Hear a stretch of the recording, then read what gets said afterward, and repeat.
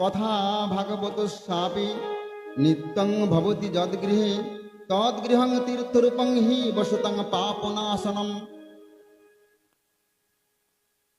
কি বলছেন?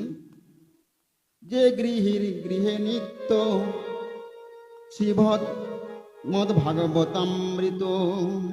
যে গৃহীর গৃহে নিত্য শ্রী ভাগবতামৃত কীর্তিত আস্বাদিত হন। কীর্তিতে ও আচ্ছাদিত হয়। সে গৃহত তীর্থ সম বসবাসকারী গণ। সে গৃহত তীর্থ সম বসবাসকারী গণ। নিষ্পাপ হয়েন বিলক্ষণ। দেখো, নিষ্পাপ নিষ্পাপ হয়েন বিলক্ষণ।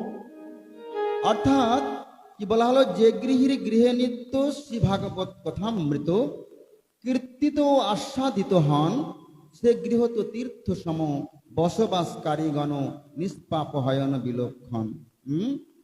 আজ থেকে আমরা 7 দিন এই গৃহ প্রাঙ্গণে আসব। অর্থাৎ এই গৃহ প্রাঙ্গণটি আপাতত 7 দিনের জন্য সাধারণ স্থান নয়। কি বলা হলো সেই স্থানটিকে?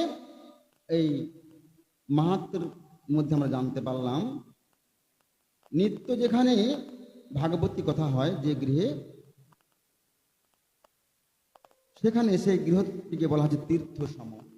সুতরাং এই গৃহ প্রাঙ্গণ সহ এই গৃহটি 7 দিনের জন্য।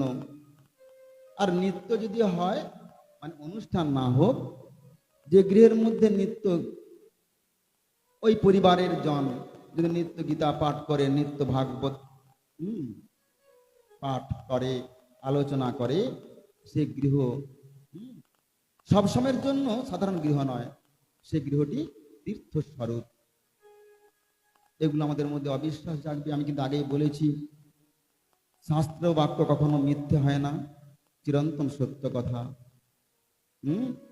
একদম পুরাণ থেকে নেওয়া। ভাগবত মহাপুরাণ, অনেক পুরাণ আছে, সমস্ত পুরাণের সমষ্টি হলো শ্রীমদ্ ভাগবত মহাপুরাণ।